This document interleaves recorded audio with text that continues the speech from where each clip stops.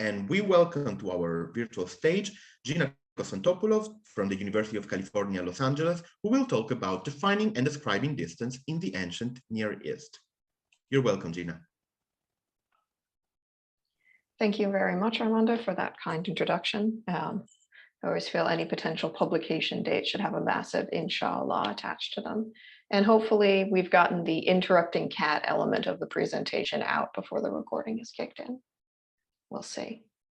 So I'm very happy to be speaking with everyone today, and we'll hopefully get through the technical fun, which means you're all looking at, there we go. It's always nice when things work, as they so infrequently do.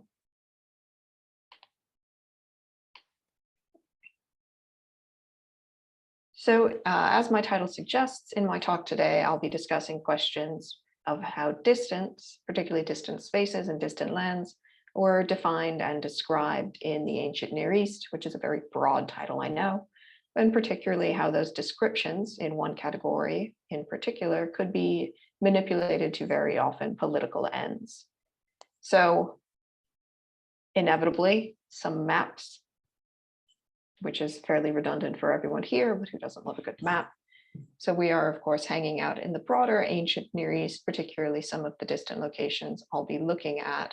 But for today, as the primary location I'll be talking about will be in the Levant, we can kind of mentally situate ourselves here. I'd like to begin with actually a few very broad notes on terminology for distance, both philological as well as, shall we say, artistic.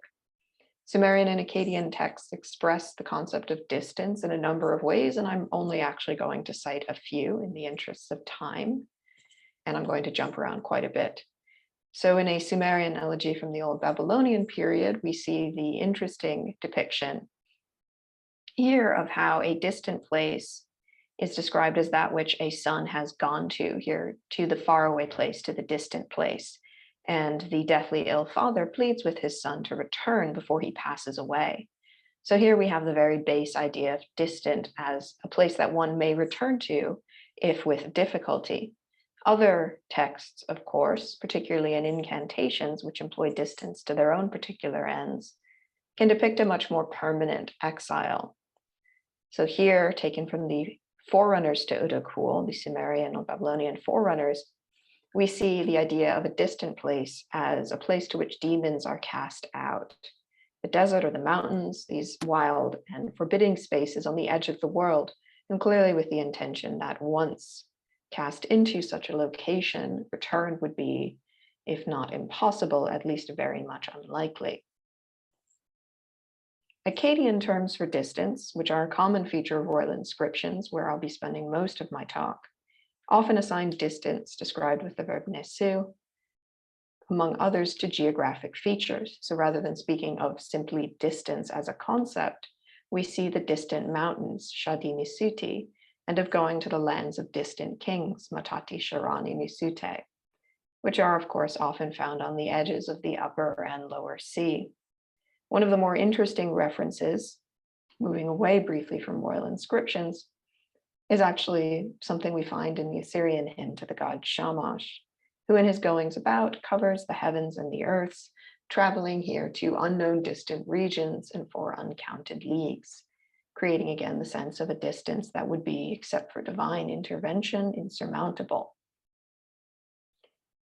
So in a bit of a interlude in my talk, I'd like to briefly look at a few references to what we have for either distance or space. So we'll be branching out and then in. Now, in regards to artistic evidence, that is to say, a number of times I have cited this cuneiform tablet in a presentation are not few, but our one surviving example of a world map writ large from Mesopotamia is our very well-known tablet called the Babylonian Map of the World, which you can see both with the hand copy from Horowitz's publication of it in Iraq on the screen. Now, this is a very late text, and it's something with its own arguments and enigmas. that depicts the world with outlying, more fantastical regions bounded by a ring of salt sea. If we move to the smaller scale, moving away from external distance to internal, we do actually get a few interesting examples, of course, of concretely drawn plans and even maps.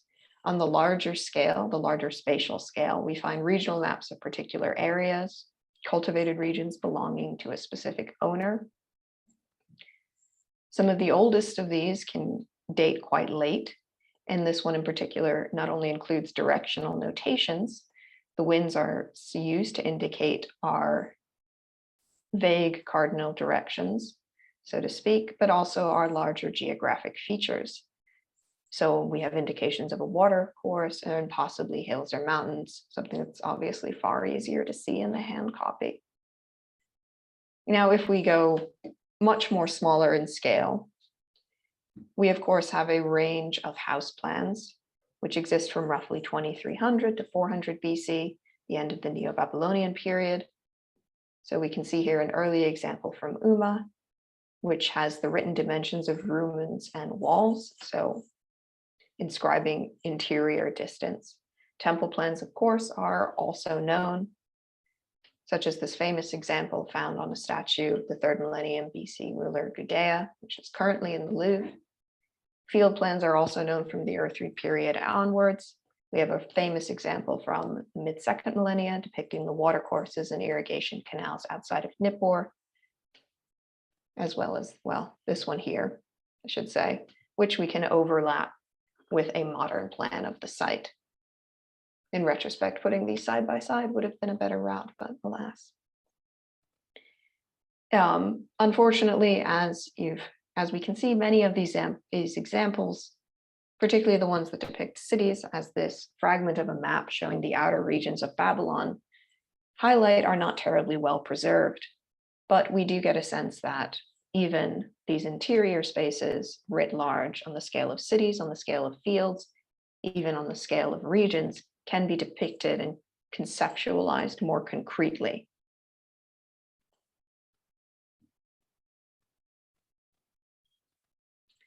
So to branch out from this brief excursion or incursion, I suppose we could say, we have a wide range of particularly notable distant locations in Mesopotamia, locations that I would say are key to mapping the idea of the world. And I'm going to focus on one in particular today in the interest of time and limiting my range somewhat, particularly the cedar forest. So the cedar forest is definitely one of the most popular of these distant locations. It has a particularly long arc to its attestations. It is a pivotal distant space in texts, and its distance abstracts it from the core. It allows it to acquire a much more fantastical character. So unlike other distant locations, key distant locations, Magan, Maluha, Dilmun, among others, the forest is named for its trees. It is described by what it has, by what it is. Now, we actually, particularly in its later appearances, where it is located principally in the Lebanon, do have some remnants of these extensive forests. This is the UNESCO site of the Kadisha Valley in Lebanon, the forest of the Cedars of God. These photos make it look fairly impressive. Sadly, it is very much diminished by logging, both ancient and somewhat more modern. If we track the range of attestations to the cedar forest, we find it as a destination or setting in the following texts, principally. So namely, in a group, we can see the Sumerian literary texts concerning Gilgamesh, literary texts concerning Lugalbanda and Enmerkar, our sort of cycle of these 4 texts, all of which come from the Old Babylonian period, or at least are attestations of them, and a number of Akkadian literary texts, including, of course, the well-known Epic of Gilgamesh. Finally, and pivotably for the politics side of this talk, the cedar forest features in a wide range of royal inscriptions recounting the actions of the king, as well as year names. Now, these foreign forests were, of course, essential sources for timber used in the monumental architecture of temples and palaces, and the construction of this was a key responsibility of kingship. Now, today we do have evidence of the scale of some of these projects. Though the wood has rotted away, the bands that comprise the Balawat gates here of the Assyrian ruler Shalmaneser III remain, and from that we can have a sense the reconstruction of their scale. Now, I certainly don't mean to suggest that Mesopotamia had no trees. It's not a barren, treeless land, but what forestation we do have in Mesopotamia is unsuited to such a purpose, requiring a journey to the cedar forest or a similar location to acquire these particular long, straight trees. So our primary interactions with the cedar forest are thus as a natural resource in Mesopotamia. Unlike the other distant locations I've made brief allusions to, which are points as well of extensive and reciprocal trade being occupied by other individuals and other cultures, the cedar forest is really only a place from which things are taken, a source of building material and a site of conquest. These realities of human interaction with the cedar forest create foundations from which its more mythical and fantastical qualities, what we see in this literary material, are then applied. So because again, the cedar forest is described and defined by the trees it contains, so it is essentially by what it was rather than where it was. This gives it an inherently mutable quality, and it's referenced in a number of terms in both Sumerian and Akkadian. So here we have a range of complications. The semantic range of Aaron is fluid. Using cedar is somewhat of a cop-out, we could say. So Akkadian references seem to equate it much more clearly to the Cedrus libana, the Lebanon cedar. See, earlier Sumerian examples may actually refer to different aromatic woods, such as the pine. Unfortunately, in translation, somewhat unspecified, but highly aromatic wood just doesn't flow quite as well in the text. Can't imagine why. So some of these examples and references, of course, also forego the use of the word forest entirely, connecting instead to the mountains or kor in Sumerian. Still, other texts describe the cedar forest as the mountain where one journeys to in order to cut its trees. We don't have much in the way of iconographic representations of forests, particularly in early periods. We will find some, of course, on Assyrian reliefs once we trek into the first millennium in particular.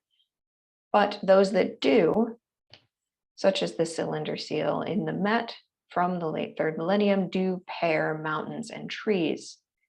So we have the presence of a grove of trees, a mountaintop surmounted by a mouflon to, through its repetition when rolled out, give the outline of a vast and wild landscape. So even, of course, the location of the cedar forest is not fixed. In the later periods, it's firmly set in the west, connected to the Levant and to Lebanon, but earlier references shifted around a bit more. As we see in these two Sumerian texts, there's the second one. The first text coming from the text of Enmerkar and in Shukashtana employs the cedar forest as one marker of military dominion from the lower to the upper land, the ocean to the mountains of cedar. So here the cedar forest is connected to the upper land and contrasted with the lower land, which is almost certainly the Persian Gulf. They're set in opposition thanks to the use of Shay3, the terminative, and then Ta, the ablative here, case markers on each. So the upper land is a far more ambiguous destination. When employed later in connection with the sea, as in the upper sea, it can really reference anything from the Mediterranean to Lake Van, Lake Urmia, or the Caspian, depending on where that particular king happens to be campaigning. Now, the second example from a Sumerian hymn to the goddess Inanna positions the Cedar Mountains unambiguously at the sunrise and the far eastern horizon, as distant as, or as far away as Utu rises from the fragrant Cedar Mountains. Now, of course, this is a popular motif, such an image, where the sun god uses his jagged toothed sword to cut his way through the mountaintop, as you can see in this particularly famous cylinder seal. Now, the textual reference of the rising sun serves here the dual purpose of indicating a direction for the landmark and invoking the horizon itself, situating it on the very edge of the world. Now, for the majority of these literary texts, of course, as well as royal inscriptions, the cedar forest is where the sun sets rather than where it rises, connected to Lebanon and the Amanus Mountains on the border between Syria and Turkey. The location develops more fully in these texts, and it acquires its own defined character and quality. Detailed descriptions of physical locations are relatively rare in Sumerian and Akkadian texts, but the cedar forest is presented in quite striking detail. It has central, if not starring, roles in Sumerian and Akkadian texts concerned and connected to Gilgamesh, particularly, of course, his eponymous Akkadian epic.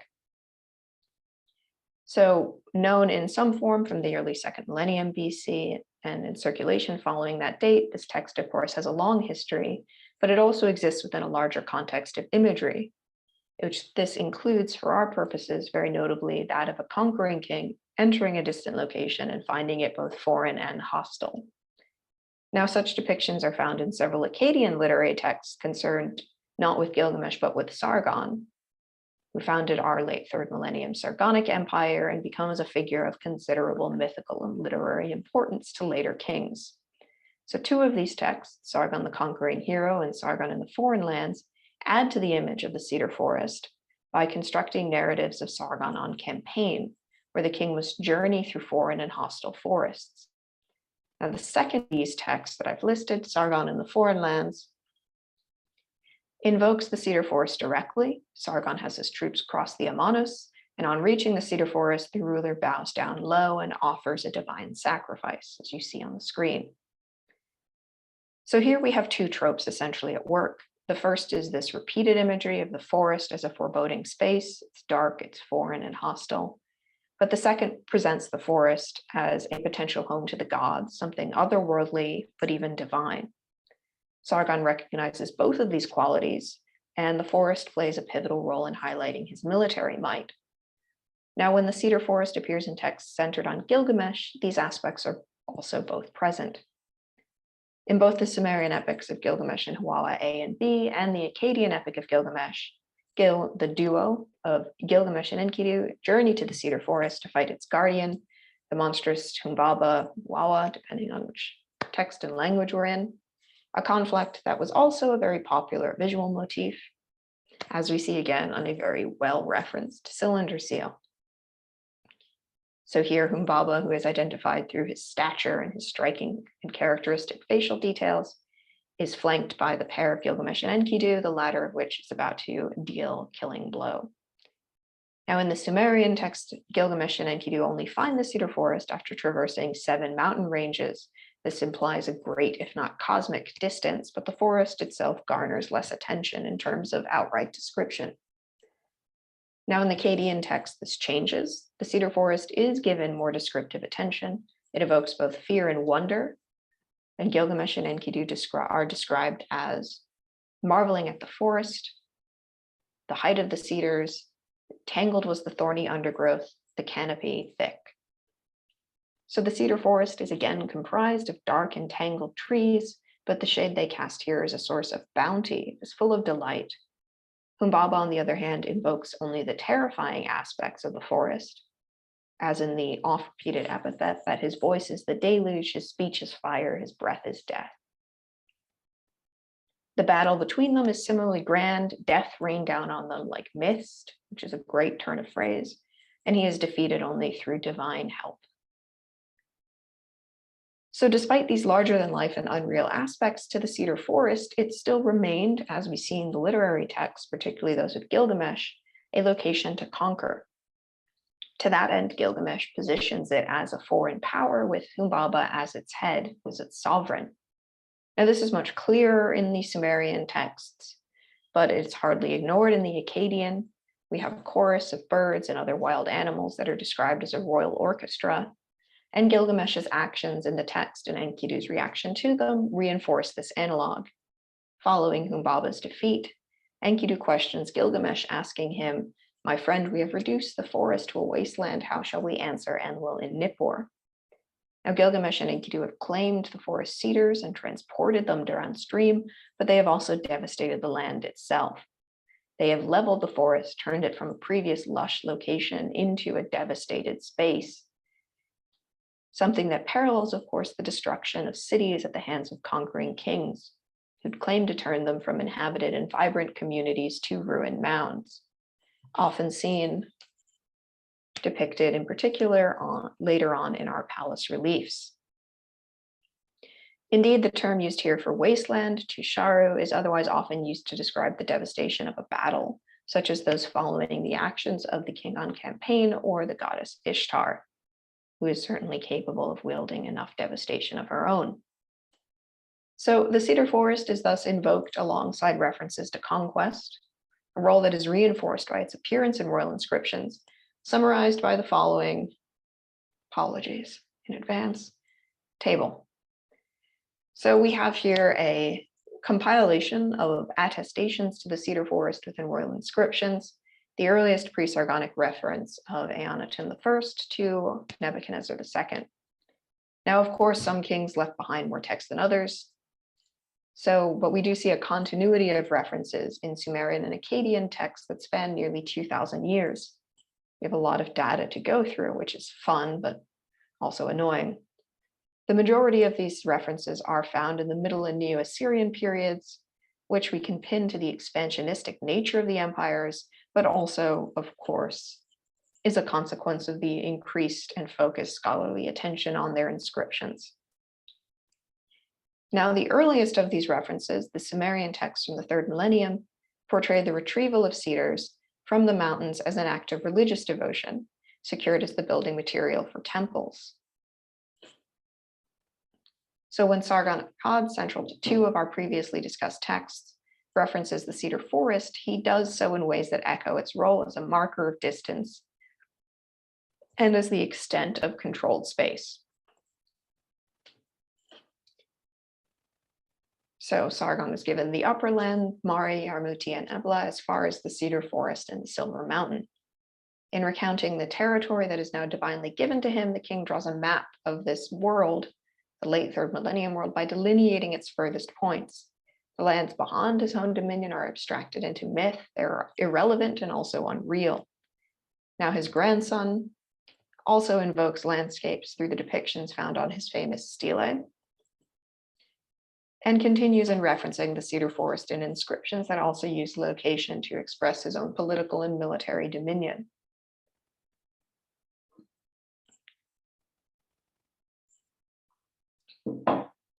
Now the cedar forest rises and falls in the frequency of its use in royal inscriptions, and the early 2nd millennium gives us a nice disconnect in its patterns of use.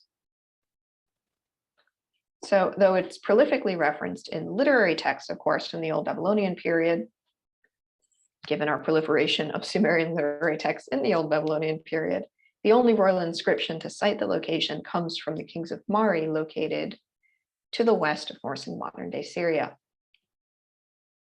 On a brick inscription, Yaktulim recounts how, from distant days, when the god El built Mari, no king had reached the sea or the mountains of cedars, the great mountains, and cut down their trees.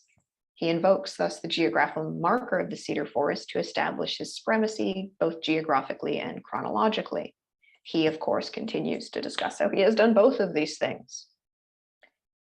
Now, in these grander claims, we see echoes of some of the tension that underlies the use of the cedar forest by different polities. Sargon can claim Mari as conquered space alongside the cedar forest, but the later rulers of Mari can also employ the forest to mark their own dominion. Now, the rulers of the Middle and Neo-Assyrian periods are all well too keen to emulate the Sargonic kings in many regards, and the cedar forest appears in their royal inscriptions with a renewed vigor, shall we say. The Middle Assyrian king Tiglath-Pileser I invoked the cedar forest in 6 separate texts, 2 of which, taken from his annals, are quite instructive in regards to the location's evolving use. In the first, we see the king collect cedar trees from the mountains of Lebanon, a use that is in line with the forest's previous appearances. The text continues, however, to have Tiglath-Pileser demand tribute, including cedar, from the areas under his control. Now, the qualities most strictly associated with the cedar forest as a location, extreme distance, its rare materials, the abundance provided by them, are now transposed onto the cedars themselves. This trope is stressed in the second example, where the king takes cedars as symbols of the lands as a whole and transplants those symbols of foreignness into the center of his own land. Now, both of these examples depict key developments in the function of the cedar forest and other distant places as well, although I won't discuss those principally in the royal inscriptions.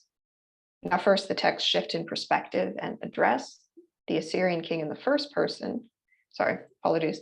As the Assyrian king in the first person takes direct ownership and credit for his actions. Now, second, Tiglath-Pileser positions cedars here as emblematic of the lands he has conquered. He moves, and moving them to the center displays visual dominance over these distant locations. Now, the ruler also provides us with early example of collecting in the Assyrian sphere, bringing the distant exotic periphery into the core. This is a practice that, of course, continues under later kings, with both botanical and zoological examples to be found. The same king here cites in another inscription how he received a crocodile and a large female monkey of the sea coast as tribute from Levantine rulers, for example. And this practice continues, of course, past Assyria, for example, with the artifact collecting of Achaemenid rulers, particularly Darius and Xerxes. That is an example of cultural rather than biological collecting, as has been discussed by Jen Finn in a recent article. Now, in each case, power over the periphery is demonstrated by bringing emblematic representations of it into the center. Now, we see an interesting application of this in the inscriptions of Asurnasirpal II. In describing how he rebuilt the city of Nimrud, the king first lists the peoples of the many conquered lands that he has settled in the city. He continues with another list now of exotic materials, including cedar, that are all used in the construction of the palace.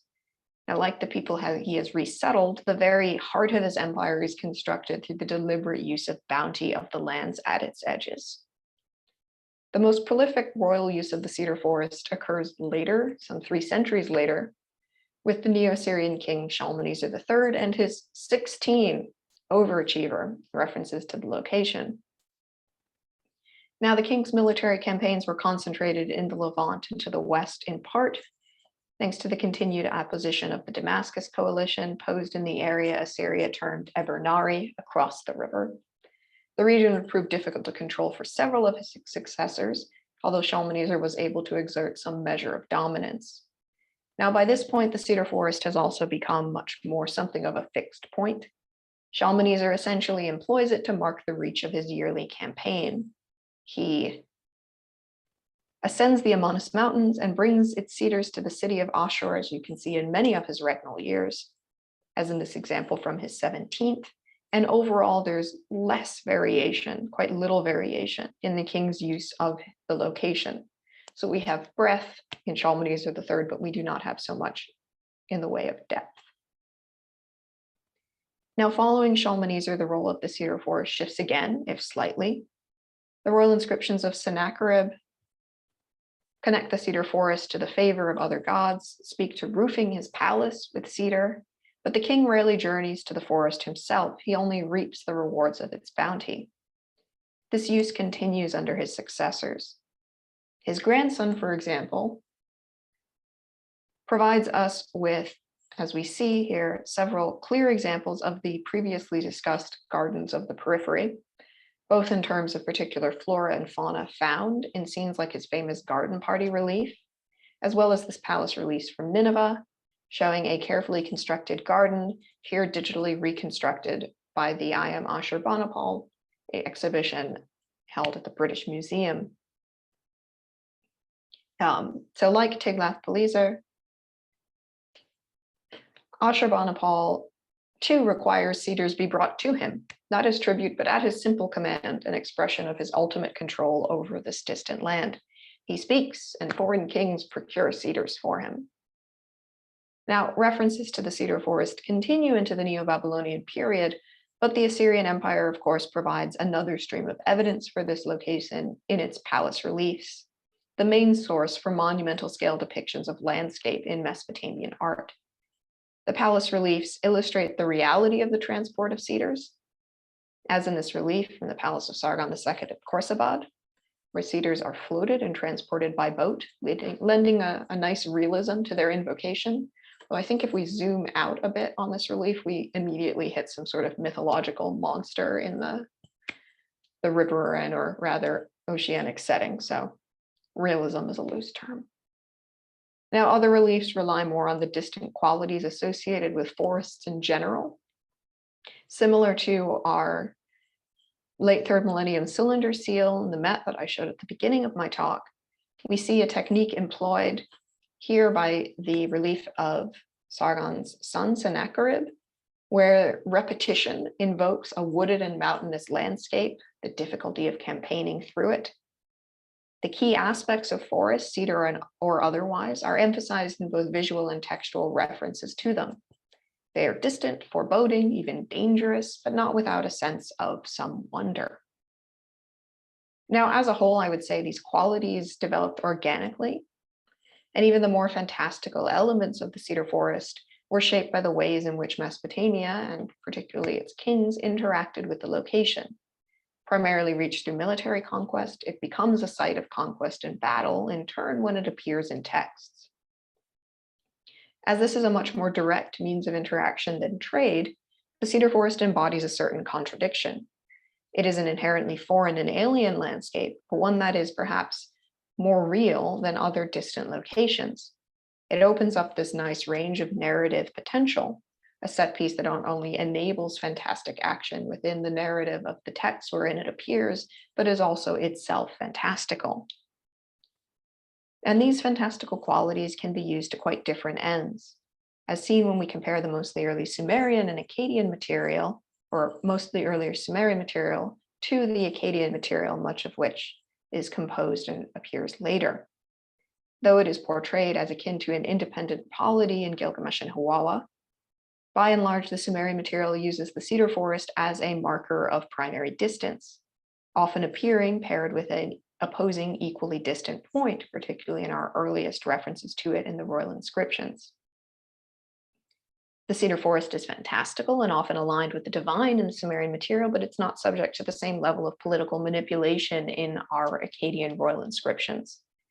When these later kings speak of controlling or even transplanting aspects of the cedar forest, the actions represent for them a triumph over this peripheral land, one communicated in both text and image. Now, textually, the Assyrian kings maintain the literary construction of the cedar forest as a place that is both wondrous and strange, but they pair it with this constant, even annual repetition of reaching the cedar forest, as we see in these later texts. It's wondrous and strange, but you're trekking to it every year. Now, at first glance, this might seem to dull the forest's sort of fantastical veneer, but I would say it is both deliberate and intentional. In pairing this fantastical literary cedar forest with the more easily reached cedar forest of the royal inscriptions, the Assyrian kings in particular could reinforce their own positions as one who could very easily range to the edges of the known world.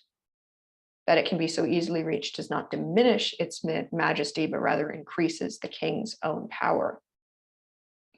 And at the same time, artistic representations, primarily our palace reliefs, provide visual evidence of how someplace impossibly distant and wild could be brought closer, this domestication of the distant that is made possible by the king's own power and authority. As a final closing note, sort of as if I'm tacking a gazebo onto this talk, shall we say, though I focused entirely on the cedar forest, I would point out that this is, of course, a tactic employed by other distant lands, or by the king in regards to other distant lands. So we have a great example of this when Shalmaneser III visits the source of the Tigris in Shubria, as we see in both upper and lower detail here on the Balawat gates. So the idea of journeying to the source of the Tigris as again a marker of the king's ability. And moreover, these locations can shift. Something that's been discussed, of course, by Liverani is the ability to construct borders in texts such as the Sargon geography, but also in royal inscriptions that then shift in turn. So we see in one instance the outer sea with these symmetrical and outlying islands, but in other texts, our furthest past the sea location will shift, being Cyprus or rather Crete in one, but Cyprus in another. So even in this late period, when we talk about the cedar forest as something that is quite fixed, it doesn't mean that the worldview it's a part of doesn't shift as well, as we can see. So with that, I thank you for your attention and welcome your questions.